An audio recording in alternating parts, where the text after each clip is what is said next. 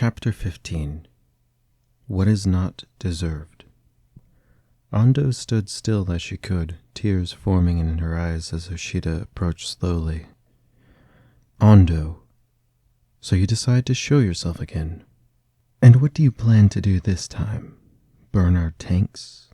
Or bludgeon us when we exit our vehicles? Asked Oshida. I've come to surrender, said Andou to Oshida. Her leg began to scream with pain, causing Andou to stumble. Two Escalator girls lifted their rifles to Andou, but Oshida held up her hand. Surrender? Asked Oshida. Do you take me to be some fool? The Andou I know would never surrender. And the Oshida that I know would never, panted Andou, hurt her peers. But I guess we've both been pushed to this, haven't we? Andou collapsed to her knees as Oshida reached before Andou and placed a hand on Andou's head. Her tough riot glove pressed firm on top of Andou's head as she gripped Andou by the hair. And what's the catch? Asked Oshida. All I ask is that you please let these people go. There will be no more violence. Just let me, no, us, talk to them, said Andou. She looked into Oshida's eyes and saw the deep bruise around them. It was where Andou had punched her. It pained Andou to see it as much as it pained Oshida to bear it. I can't pardon all of them. That's for the school board to decide, said Oshida coldly. But you can stop the violence. Please, Oshida, I beg you, trembled Andou. Oshida glared at Andou before beckoning two girls from her team to pick Andou up, at which Oshida turned to the crowd. From this point on, the Escalator faction would like to call a ceasefire between both sides. There shall be no more violence, and if you can be peaceful until the time of the trial of this criminal, then I personally shall vouch for all of you to have you pardoned or given lighter punishments. She then turned to Andou and held the megaphone up to Andou's lips. The violence must end. Please, for all our sakes, end it here, pled Andou. Don't fight. Be free. We've all lost things in this time for our school. But maybe, with time to heal, you all can enjoy the fruits borne by the tree of liberty, together in peace. We may have our differences, but we are all students of BC Freedom. Andou! Yelled Marseille as she charged the line. No, Marseille. Please, cried Andou into the megaphone. Marseille stopped and fell. Take care of Fontaine when I'm gone. See to it that she grows into a fine young woman. Chartreuse exited her cab as the girls dragged Andou back into the APC, and the column of tanks drove slowly out of the examination student side to the ship.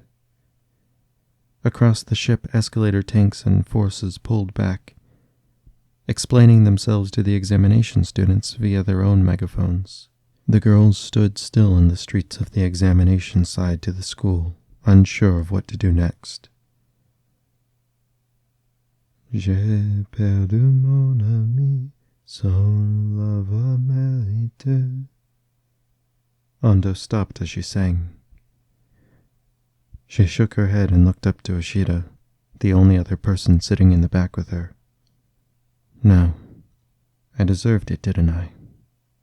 You deserve everything you get, spat Oshida. Andou stared at her and tried to reach forward, but her hands were cuffed. She sighed and lowered her head. You're right. I've been a rotten friend to you, haven't I? I'm sorry, Oshida. Oshida grunted but said nothing. How's Marie? Asked Andou after a while. Oshida didn't look at Andou as the two sat in silence. She's fine. Andou nodded and sighed. That's good. I miss her. Don't you? She and I are still close. lied Oshida, turning her nose up to Andou, but keeping an eye on her. "Oh," said Andou, lowering her own head. "Well, that's good. Because, to be honest, I don't think either of us really deserve a friend as good as her." Oshida jumped up and looked directly now at Andou. "But I guess that's what makes her such a good friend.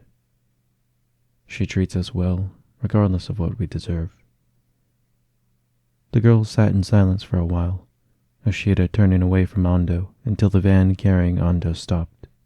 The Kuromorimine Zeppelin flew over the empty skies above BC Freedom. From above, the smoke of fires burnt, the light of fires still burning, and the smell of sulfur all tainted the pure sea air. "Goodness," said Shiho, as she looked over the school.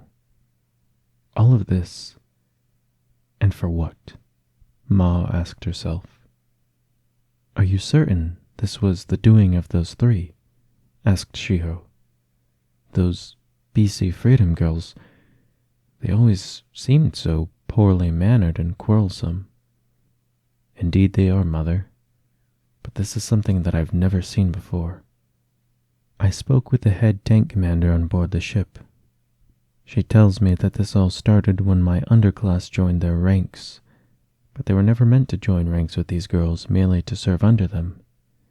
That, and the week of silence until at last I hear the headmaster gave an okay to use tanks on a demonstration. All of this leads me to believe there's more to this story." "Disgraceful," sighed Shiho. "Shall I go with you?" asked Erica. "Negative.